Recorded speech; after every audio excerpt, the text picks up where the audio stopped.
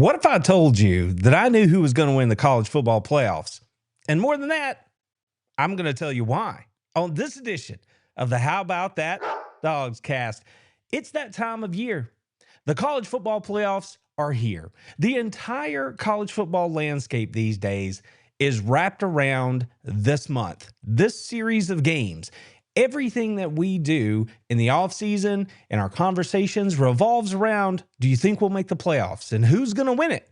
Well, we're going to get into all that tonight. And we're going to start at the beginning, and that is with our Georgia Bulldogs, because whatever happened in the SEC championship game, we knew they were going to be in the college football playoff. Now, we didn't know the seeding.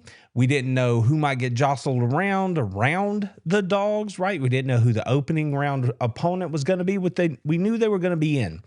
And then the Dogs go out and emphatically remind everyone that the SEC runs through Athens, Georgia, and the University of Georgia Bulldogs football program. Anybody else that doesn't wear that power G, they're not leading the pack. The Dogs are out front, and if you're not leading the pack, that view never changes. So once the Dogs secured that SEC championship, that does a little thing for them called earning them a bye, right? And the Dogs need it because at this point, they had gone through a full 8-game SEC schedule plus power games against Georgia Tech to end the season. So they were beat up and needing a little bit of rest, a little bit of time for recovery and recuperation. So by winning that SEC championship, the Dogs secured that number 3 overall seed. Now, for my money, at the time when I was looking at what was going on, and there was a whole lot of talk about who was going to get in and who might move on the back end of the field, I disagreed with the way the college football playoff put this thing together. In my mind, because I understand exactly what it means to play a full season in the SEC, and I know what it's like to play in the Big Ten because, well, the depth of that league is not the same as it is in the SEC. The fact that the committee put a Big Ten loser in ranked higher than an SEC champion boggles my mind. Like, I don't understand that. I'm afraid that sets a precedent for future committees. But then when I think about it a little bit longer, I remember that these committees do whatever they want, whenever they want, and they justify it however they want because precedent doesn't really mean anything. So I sleep a little bit better. But with all that aside, off my soapbox, the Dogs are the number 3 seed. After I thought about it a little longer, I got to thinking, is this such a bad thing? Because as the SEC champion, they get to go to New Orleans and play in the Sugar Bowl, which is what any SEC champion wants to do. So forget the seeding for just one second. I'm excited because the Dogs are going to go play in the Sugar Bowl. Stop right there. That's the end of it. I'm excited about that fact. And they are now champions of the conference to get them there. So that's win-win for me. The thing we don't know is who are they going to play? We still don't know that information today because we get that first round bye. And in that first round, the feeder game for Georgia being at the number 3 seed is Tulane and Ole Miss. A Tulane team that Ole Miss beat by 35 points, I think, the first time they met, and an Ole Miss team that is now going through a coaching overhaul, restructuring of the organization, and has having to deal with everything that goes along with that, right? Portal movement, just all the things. So the more I thought about it, the more I began to think, well, yeah, I'm not so happy that the Dogs didn't get that 2 seed, but that's more of a pride thing. When I look at the path to who's actually got a shot to go win this thing, I started thinking about Georgia's path, and I'm like, it doesn't look that bad in retrospect.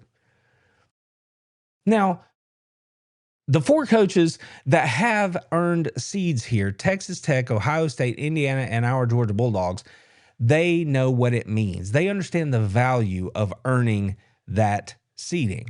Because, yes, I know that every team that last year earned a bye lost once they actually had to play a game, and everybody wondered why that was the case. I will just simply point you to the fact that I think it was more just poor execution. You can tie that to layoff if you choose to. I mean, there's no way to prove that as a fact, yes or no. But the teams that are in these 4 slots this year seem to be singing a different tune. They seem to be saying, look, we understand how beat up we are through this season, especially the Georgia Bulldogs coming out of the SEC. And we understand that this is a good time for us to self-scout, to scout our potential future opponents and get that recovery we were talking about.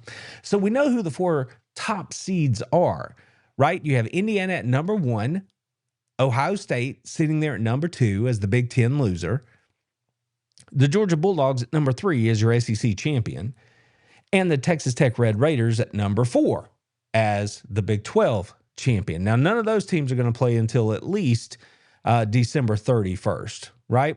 And then you're going to have 3 more games on January 1st. And then you see the opening round games. James Madison is in this tournament at the 12 seed as the highest ranked, or I'm sorry, because Notre Dame didn't get in. So you have Tulane sitting there as the highest ranked group of 5, who is at the 11th seed, and they're going to be playing Ole Miss. Texas A&M, Ole Miss, Oklahoma, and Oregon all have first round home games here, which is going to be cool for those schools. But let's be real about this for a second. Georgia is in the SEC. And when I look at this bracket and I see who in the SEC made it in and the path that they're going to have to take, some things jump out to me pretty quickly here. And among those, it's that there are only a handful of teams that actually have an opportunity to win this national championship. Now, if you're not new to the channel, you know that I've been saying this for years. Any given year, there are only 6, maybe 8 teams that can actually go win a national title. So that's why I have long been on the side of the fence that was shouting, you don't need more than 8 teams in a playoff. But here we are, and we're going to have more soon. I'm telling you, that's coming probably sooner rather than later. But this is what we've got. 12 teams are in the field. I think only about half that number actually have a chance to win the thing. And of that number, right, that's 6 teams that I'm telling you I think can win this thing. 5 of the 12 are out of the SEC. Now, the crazy thing about this is that Oklahoma is going to have to play Alabama, right? So you're going to lose one SEC squad right there. Ole Miss, I expect, is going to handle Tulane. So they're going to advance to play Georgia. Then you're going to have another SEC head-to-head there. And Texas A&M and Miami are going to square off at Kyle Field to see who makes it out of there to face the Buckeyes. Now, this is not the part of the schedule where I'm going to make predictions, but this is something to just keep in mind. I was one of, I'm not going to say a large group, but I was one of several that were out here saying, if you choose to expand the college football playoff to 12 teams, you may say that you're giving somebody else a seat at the table, parity, an opportunity for a season well played. That's all just folly. The only answer here is that what you're really doing by having 12 teams is opening it up for more teams from the SEC to get in. We know that the top of the Big Ten is fine. They're fine. They can win a national title. They can compete with the top of the SEC. No one is arguing that.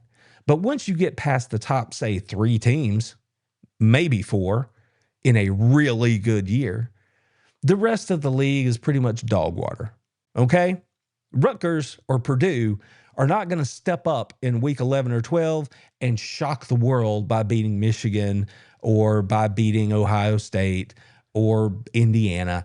Not going to happen. It's just not. Whereas if you play through the SEC, there is a very real shot that college football playoff team Alabama could have lost to an Auburn team at Auburn at night when the when the Tide was on the road. That could have easily happened. So this is just one data point to show you that these leagues are not the same. And if you expand this thing further, if we go from 12 to 16 or whatever the number is, just get ready. That will just put that many more SEC teams in the field. And I know, they're going to move to a 9-game schedule. Plus, you're going to play a power opponent outside of that 9-game schedule. You're mandated to do so. Fine. I understand the road is going to be hard, but I have to believe that they are going to keep twisting the knobs and turning the screws to get this thing dialed in to where you're going to be rewarded when you play those tougher schedules. I know we can't believe it until we see it, but I got to think that's where we're headed. And I know that that's what Sankey and the other SEC bigwigs are going to be pushing for as they make these negotiations moving forward. So that's the SEC angle on this thing. But when we're talking about the college football playoff in and of itself, I said it a moment ago and I'll say it again. There are really only 6 teams that have a shot to win this thing. But because they're in the bracket, let's walk through it just real quick and look at what the flaws might be for each of these teams. And let's start at the top. If we're talking about Indiana, they have been a really good football team all season. Why do I say that after I just bashed on the Big Ten? Well, like I told you, the top of the Big Ten, they can compete with anybody in the country. That is not really up for dispute here. I will take pause for 1 second and say a bad Penn State team took Indiana to the mat. And if not for a heroic play there at the end by that wide receiver, Penn State beats, Indiana. So that's just how it is. Anybody can have an off day, and that was Indiana's off day. So Indiana's been a good football team, but I think if there's anything, they've shown they can run it. We know they can throw it. We understand they play good defense, but that's where the problem comes in, because in that celebration, after beating Ohio State in the championship game, one of their star defenders, a transfer who came in from Kent State, injured himself and will now miss this round of the playoffs at least. And we're talking about somebody who accounted for 19 tackles for loss, 5.5 sacks on the season, and now he's just off your defense because he injured himself celebrating. All right? If Indiana has a flaw here, it's injury. It's injuries like that, right? It's injuries that you don't see coming, that come out of nowhere. And I know you're saying everyone's hurt this time of year, but see, here's where I'm telling you there's a difference. In the SEC, teams are hurt and beat up because physically the grind of playing through the league has worn them down. In the Big Ten, that is not the case. Hell, Caleb Downs, the All-American Ohio State safety, formerly of the SEC with the Alabama Crimson Tide, came out and said what you're not supposed to say publicly. He said the quiet part out loud. He said in the SEC, you have to show up and play every week because anybody you play, they've got dudes over there. It's not that way in the Big Ten. There's like 4 games, maybe 5. Think about what he just told you. It doesn't get any more plain than that. So Ohio State has the luxury of sitting Jeremiah Smith and Tate and their wide receivers or their running backs or whoever. Just sit them out because we don't need them because our opponent's not that good and we all know it. So they'll be healthy down the stretch. Indiana hadn't really had any major injury issues over the course of the season because their league is not the way the SEC is. So the only way they get hurt is through a freak accident celebrating. Think about it. These two things are not the same. So if Indiana is going to have a bugaboo that is their fatal flaw, it's something like that. It's an injury that we don't see coming because they haven't been exposed in that way yet. Now they've lost a star defensive player who's not going to be here in this first round. He may be gone for the year. I'm not certain on that point. But that could be the thing that trips Indiana out. Something like that. Something we don't see coming. Ohio State? Well, let's look at them. Let's look at the Big Ten again. Who did they play? They didn't play Oregon. They beat a bad Michigan team. And when they played somebody who had athletes and motivation on the other side that was somewhat comparable to their own, they lost in the Big Ten championship game. They lost to this Indiana team. If we look at it on the X's and O's thing, I would say, well, they've run the ball okay, and it's all relative. Again, I'm trying to give Ohio State credit here for being a top-tier football program. They can compete with anybody at the top of the SEC or anywhere else. That's not the point. But relatively speaking, we're splitting hairs looking for deficiencies. Their run game is not on par with the rest of their offense. It's certainly not on par with that defense that they had all year. Granted, I know they didn't really play anybody, but statistics are what they are, and Ohio State has a really good defense. So if I'm looking at Ohio State, I'm going to say their flaws, the ways they could get in trouble, would come back to just how tough are you? Because the one time somebody stood up against you and pushed back, you folded like a house of cards. And can you run the football when you have to? I'm not so sure. I think we saw some of that in the Big Ten championship game too. So Ohio State, although everybody wanted to put them at number one and keep them there because of their victory to start the season against a 3-loss Texas team, then fine. That's water under the bridge. They're sitting there at number 2, but I do not in any way think that they're a team that can't be had, beaten, or taken advantage of. So that's my look at Ohio State. So if we move to Georgia, what's their fatal flaw? Probably the same thing we've been talking about all year in terms of the Dogs here on this channel, which is, man, we're not getting after the passer. We're not putting him on the ground. The sack numbers aren't there. The tackles for loss aren't there. What's going on? And then November happened, and Georgia showed up and started to look more like Georgia we know. There's also some word out there about Gabe Harris. Maybe he suffered a foot injury, a bit of a toe injury, something that could linger, something that could be a problem. So Georgia has injury issues of their own. We've lost starters this season over the course of the games that aren't going to come back. And now, if they have a flaw, I think we just have to look at what we know, which is Georgia's pass rush. They've created it in the last few games. They have absolutely done that. But could it just disappear the same way it showed up? Maybe. Because in the college football playoff, you're going to be playing quality opponents, one would imagine. So if Georgia has a flaw, that's where it could show itself. Because the defensive backs are looking better because the pass rush is getting better. Yes, they're growing up, but the quarterback's having to get rid of the ball quicker, and that makes your DBs look better. That's just the way it works, right? Front and back end, complementary football. So if the Dogs have a flaw, it's going to be, can they continue to get after the passer the way they have the last few games? And overall, are they going to survive, like everybody else, the injury bug? We're going to have to wait and see. That brings us to number 4, Texas Tech. What do I think is going on there? Well, here's a cold, hard fact. You know that Texas Tech plays really good defense. They have award-winning players over there, All-Americans on that side of the football. That is the reason they are where they are. But something you probably don't think about is the offense. When you have a defense that good, offense isn't necessarily something that's at top of mind. Well, here's a fun stat about them. Their red zone offense ranks 101st in the nation this season. They only score touchdowns 32% of the time against power for opponents. In the college football playoff, you have to score. There will come a time when you have to go get it. We saw it in Georgia's national championship runs. We saw it in Michigan's championship run, and we saw it in Ohio State's. At some point, you have to put the football in the end zone.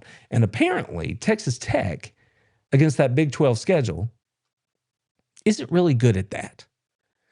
And there are plenty of teams in this field that can challenge that. So if Texas Tech has an issue, it's going to be right there. They don't score the football the way they need to, as consistently as they need to. So we'll see if that bites them. When it comes to the Oregon Ducks, we all know they're fast. We all know that they're more physical than they have been in the past, and one of the more physical teams in the Big Ten. And they have a talented and fairly deep roster. That depth piece is what really matters here. If Oregon's going to get tripped up in this run, it's going to be because when you think of Oregon, you think of them as high flying and big scoring, right? I do. Maybe some of that's left over from their past, but that's still how I view them. Well, they have a fine quarterback. They run the football well enough, but it's their wide receivers that really made that offense go this year. They have undergone a few injuries in that room as well. And we're not real sure if those dudes are going to be able to go. And if they're not going to be able to go, just how much is that going to put the weight of the world on Dante Moore at quarterback for the Oregon Ducks? Just how good is their defense? Can it make up the difference if they're not scoring 30 points a game, 40 points a game? I think that could be the thing that trips up the Oregon Ducks in this tournament. We shall see. At 6, of course, you have Ole Miss. We all know the situation there. Lane Kiffin took off running, headed to LSU, tried to burn the house down. But Ole Miss said, no, that's okay. We're just going to promote Pete Golding. He wants to be here. The players like him. I think we'll be fine. And now they have most of the offensive staff that has come back to help them get through this playoff. Even with all that said, here's what I know about Ole Miss. They should beat Tulane. If they do, they're going to play our Georgia Bulldogs in New Orleans in the Sugar Bowl. The last time Georgia played Ole Miss, on defense, they were a lot younger and not anything like the unit we see right now, speaking of Georgia. On offense, they scored every time they touched the football. The only time they didn't score is when the clock ran out at half or, end of game situations. So when I look at Georgia and Ole Miss, I'm thinking, all right, I think Georgia can handle Ole Miss. More than that, I think Georgia could do to Ole Miss the second time they faced them what they did to Alabama the second time they faced them. But again, this isn't a prediction segment. This is about Ole Miss. I think the turnover they've seen in the coaching ranks inside that building, the change, the churn that is happening, I think that's going to be too much for them ultimately. And if they have a fatal flaw, that's what I would point to. I would point to the fact that Lane Kiffin's not there. He is, think of him what you want personally. He is renowned as a tremendous game day coach. And whether it's calling plays in game, making adjustments, whatever it is, I have to believe that a coach that was just given $90 million to become a head coach at a different university inside the same conference matters enough to your program that if he's not there, you're going to notice. I understand Charlie Weiss is back. I understand consistency with Pete Golding. It's going to matter that Lane Kiffin's not there, and I just think that ultimately that's going to be what gets the Rebs. So that's our look at the Rebels there at number 6. Texas A&M sitting there at 7. All season, I wanted to buy in to Texas A&M wholly, but I never could bring myself to do it. And part of that is because I just, as much as they're good on defense at getting after the quarterback and in the pass game and all that sort of thing, the fact they could run the football, I never was sold on the fact that they could stop the run when they absolutely had to. And we saw that Texas ran on them pretty good. And what happened in that game? A&M lost. The other question mark I would put there would be around Marcel Reed. He's fine. He's great. But if he's not, then it doesn't look good at all. You get the first half of South Carolina with Marcel Reed sometimes. And I know nobody expects that guy to show up here in the playoffs, but he's out there, and he could. So I think you could flip a coin there on which one of those things might be the Aggies' Achilles heel, but I think they certainly have flaws here. That brings us to Oklahoma. This one's pretty obvious. I have to admit, I was a little deceived by early season Oklahoma because I was on board the John Mateer train, and what I saw against Michigan led me to believe that he was just going to continue to ascend from that point, run the football, throw the football. But ultimately, what we actually saw was that they don't have enough offensive consistency here to really scare anybody on the big stage. Again, there's going to come a point when you have to be able to put the ball in the end zone again and again and again. And we haven't seen Oklahoma be able to do that. And I am a defensive guy.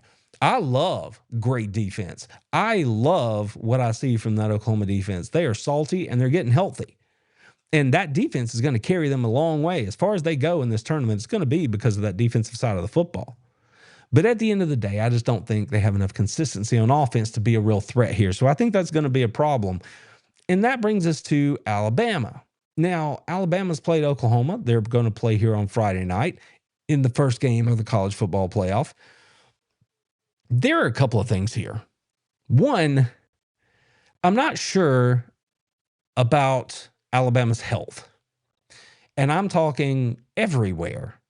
It seems like they've had a run of issues here on the back end of the season that is pretty tough. You know, defensively, they've got issues. Offensively, they've had issues. They might have had issues with their quarterback. It's uncertain. He says he's good to go, but how will we ever know truly? But there was a point before that where all season long, I said if they can't run the football, then their days are numbered. It's just that simple. If you make any offense one-dimensional, and they did make their offense one-dimensional with Ty Simpson at quarterback, depending on him to be perfect, because they can't run the football, then eventually you're going to get tripped up. That's still a problem. They still can't run the football the way you would expect them to be able to run the football. They're beat up. So when I look at Alabama, the backsliding on the offensive side of the football, I think that's their biggest issue.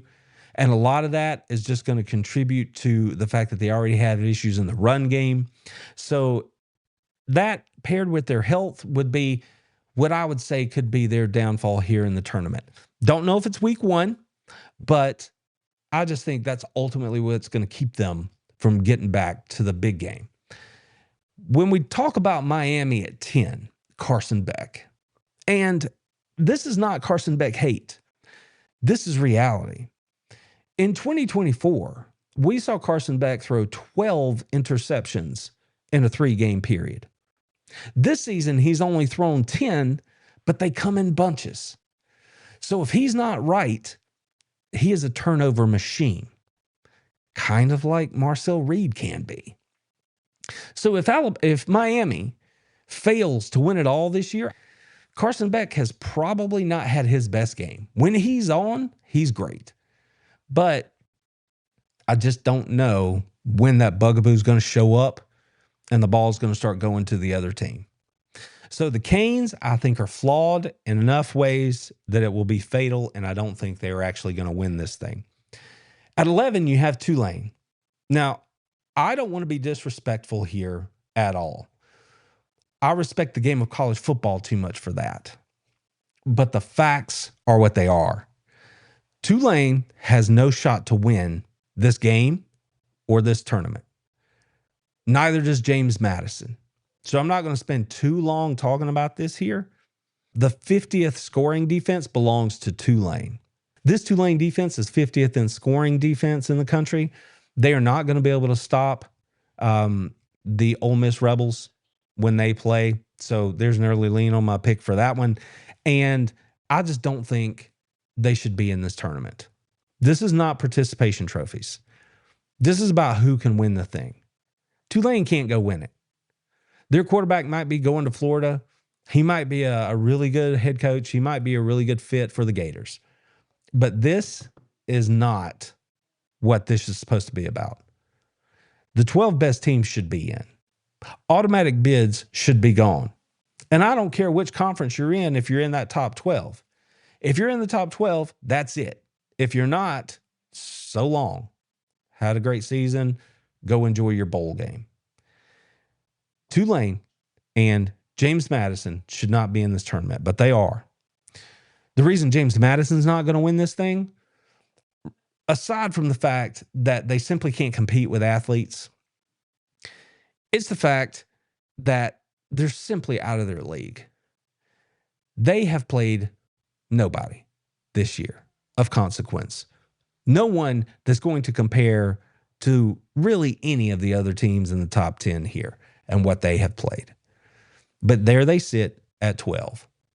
So the bottom line is when they travel over 2,000 miles to go play Oregon in that home playoff game at Outson, Oregon's going to run past them, around them. They're going to throw the ball over them. They're going to run it through them. They're going to do whatever they want to James Madison. If the game's not over by the end of the first quarter, I will be tremendously surprised. I'm not trying to be disrespectful. That's just the way this thing's going to go. So those are my fatal flaws for the teams that are in the field. And again, I really only think there are about 6 teams that can win it. So if you hadn't figured it out by now, that would be the top 4 seeds And then I think Oregon's got a shot because of the roster.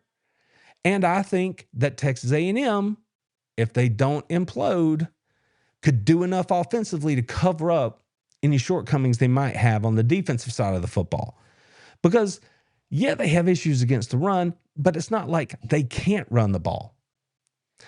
6 teams could go win this thing in Miami.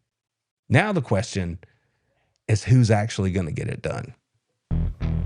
There are things I can't say on YouTube, but I say them on How About Them Dogs Plus. Want to learn more? Just click the link below. Go premium. Be elite. So if there's 6 teams that can win the college football playoff, who's going to get it done? For my money, that's the Georgia Bulldogs. I know. Insert comment, statement, whatever you want to do here. Of course, you're going to say, Georgia, this is a Georgia podcast. That's not it, friends. I'm going to tell you why. This is not an observation of mine. This is an observation by those in the national media, one in particular, Bill Connolly, talking about how Georgia is mean again. And what does that mean? Well, it means that they have a bit of an edge to them. They're playing with a different kind of toughness right now, a different sort of hunger than maybe they've seen in recent years. And part of that is because these young men are growing up and fully coming to understand that, yeah, Georgia's great. The program is great. Kirby Smart is great. But wait a minute, what have I done? How have I made my legacy here at the University of Georgia? How many rings do I have? And so they understand that really they haven't done anything yet. Now, I appreciate the SEC championship, and they do too. I guarantee you that. But still, they have to feel like there's more out there. And that is going to be the difference in this Georgia team. They are ascending. They are, not my words, the hottest team in college football. And seemingly everybody knows it. Everybody points to Georgia and says, that's the team you really don't want any part of. And we're going to walk our way through the reasons why.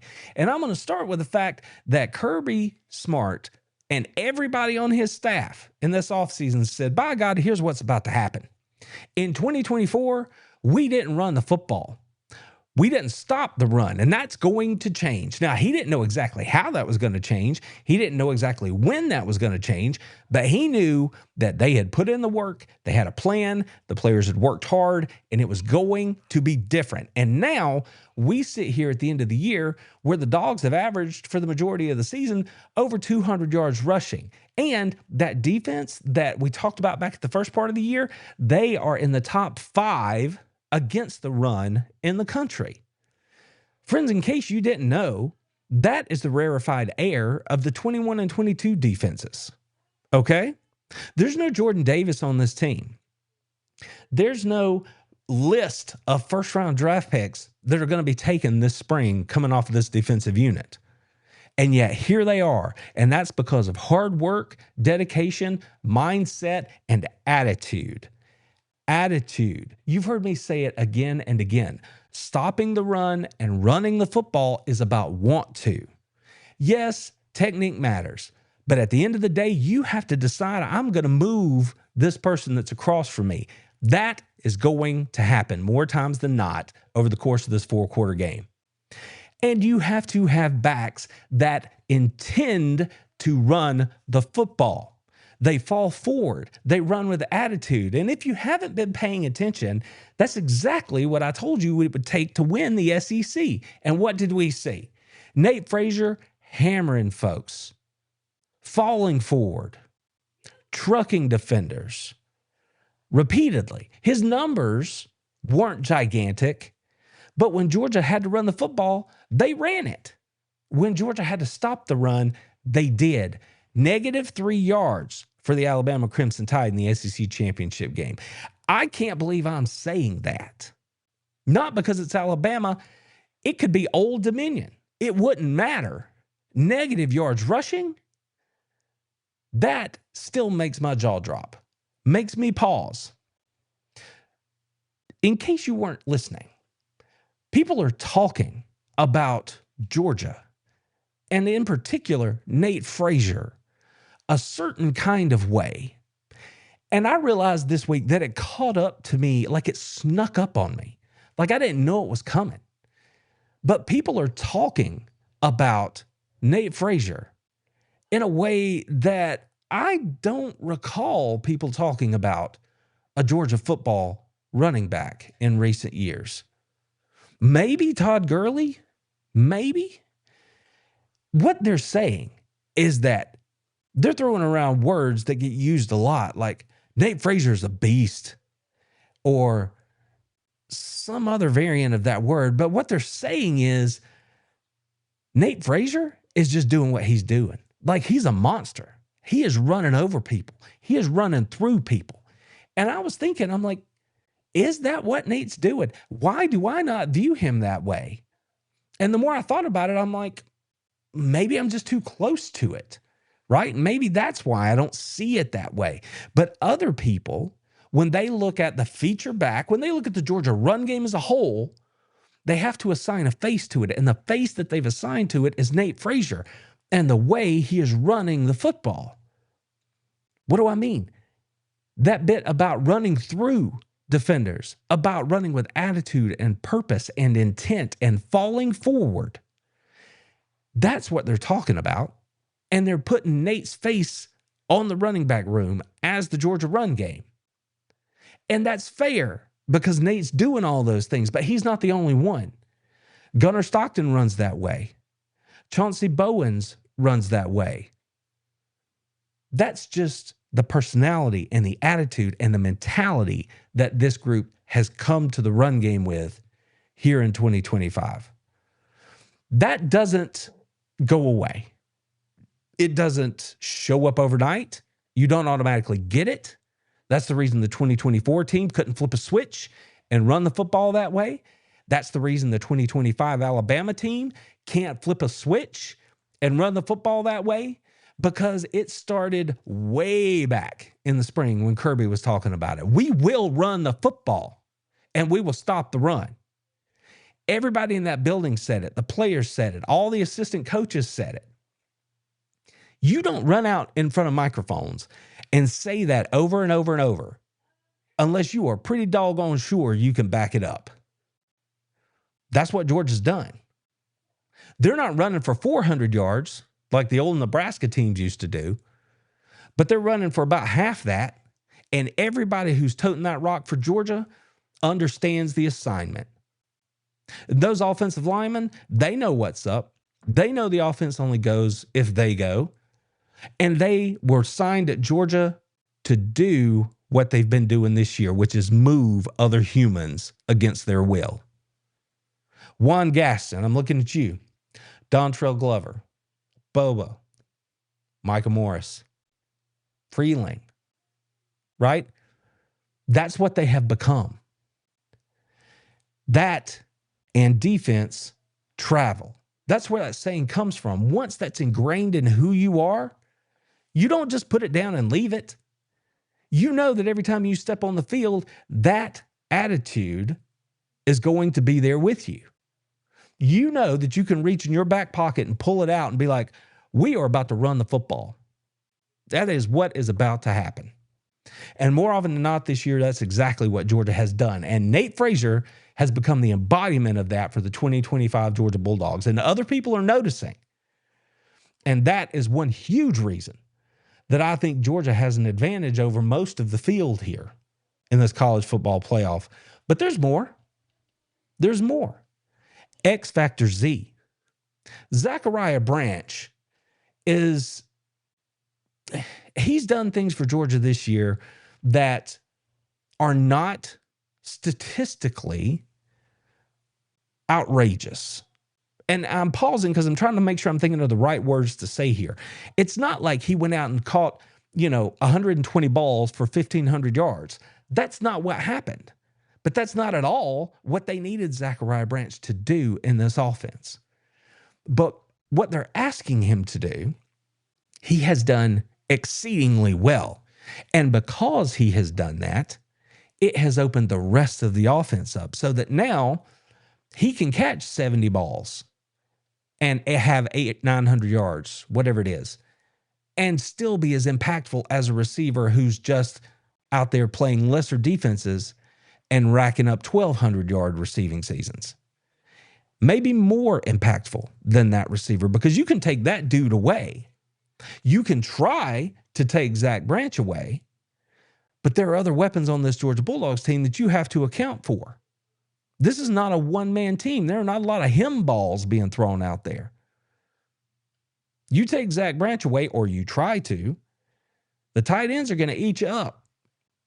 London Humphreys, going to have a big day. Noah Thomas, going to take his shots down the field. Gunnar Stockton, you cover him up, he'll just run the ball. There are so many things that you have to defend, all because X Factor Z is on the field. This touchdown against Alabama that he had was a play that was blown up from the beginning. Little tunnel screen was designed to go back inside and up the middle of the field, but Zach saw it, changed direction in a way that, let's just admit, not everybody on this planet can do, and then accelerated into the end zone for the dagger touchdown against the Crimson Tide. Even when you had him stopped, that's what athletic ability like that does for you. No, you don't. No, you don't. So X Factor Z is something that Georgia has that not anybody else out there has. Now, there are a couple of teams out there who have players that are similar, but I think it would be really, really hard to find anybody that's going to fit what Georgia's trying to do any better than what Zachariah Branch has done for the Dogs this year. And the guy who's making it all go, the guy who's stirring the drink, Gunnar Stockton. Gunnar Stockton has entered into a phase of his career which is different than it ever has been at the University of Georgia. He has, in a way, reverted. He's found himself with the more football that he's played here as QB1 for the Dogs. And now Gunnar's out there talking his talk like Tiger Gunnar, Rabun County Gunnar, 5-star high school quarterback Gunnar is now fully engaged. Go back and watch his tape. Yeah, he was playing against guys that maybe he should have been doing that against. Whatever, make your own assessment. That's not what we're talking about. But the thing I want to point out to you is that Gunnar, when he's got it rolling, he's going to let you know. He's going to talk his talk. And that's what we see right now. He's a leader of men on the field. He is a field general in terms of what he knows what to do with the football, how the offense is supposed to be run. And he is in complete and total control of everything that's going on the football field when he's out there. And he is going to tell you about it. Go all the way back to Ole Miss. Think about that touchdown run he had in that game. Think about how he had been throwing the ball all over the field. He had had success in the pass game. Then he has that long touchdown run where he's just running away from people. Nobody can seemingly catch him. He doesn't look like he's moving that fast, but hell, they can't get him. And the way he shouted and screamed and shared in his enjoyment of the moment when he scored that touchdown, all the way back at Ole Miss, that's when you really saw Georgia start to take off. And then Texas, same thing. Incomplete control. Oh, let me run this boot. You think I'm going to throw it? Nah, I'm going to make two dudes miss and dance into the end zone. That is what we're talking about. He's a guy who plays the position of quarterback exceedingly well, and he knows he can, and he's going to tell you about it too. He told Alabama about it. He told the big bad Alabama boogeyman that people seem to think Georgia couldn't beat, which was farcical the entire time. His biggest, no, not his, the Georgia people's biggest nightmare on the biggest stage on championship weekend, Gunnar Stockton went out there and did whatever he wanted to do, and then he told them about it. So if you ever start to doubt who and what this team is, who and what this young man is, remember that. Remember that, because you don't do that. You don't have that kind of, what are you looking at persona, unless you are fully disengaged from all that other mythical can't beat a team BS. That's done. It's over. So all I'm saying, Gunner, is you keep doing what you're doing. You keep talking your talk and you keep showing up the way you are, and Georgia's going to be just fine. And then there's that defense. It's not just the offense. This team in its three parts is balanced perfectly. I told you guys from the beginning, I wasn't worried about Gunner Stockton. I think you all see now why. And I said, trust the coaches because they are going to get these young men ready to go. And by the time we get to November, this defense is not going to look like it looked in September. And it doesn't. It doesn't look like it at all.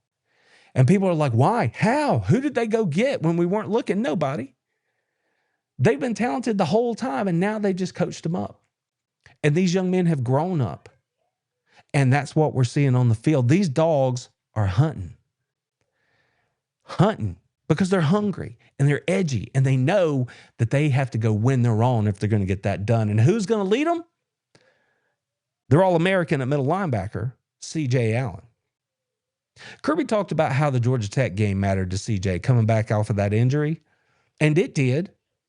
And then I talked about how he was talking to his mama in the week leading up to Alabama about how he had an opportunity to go beat a team he's never beaten.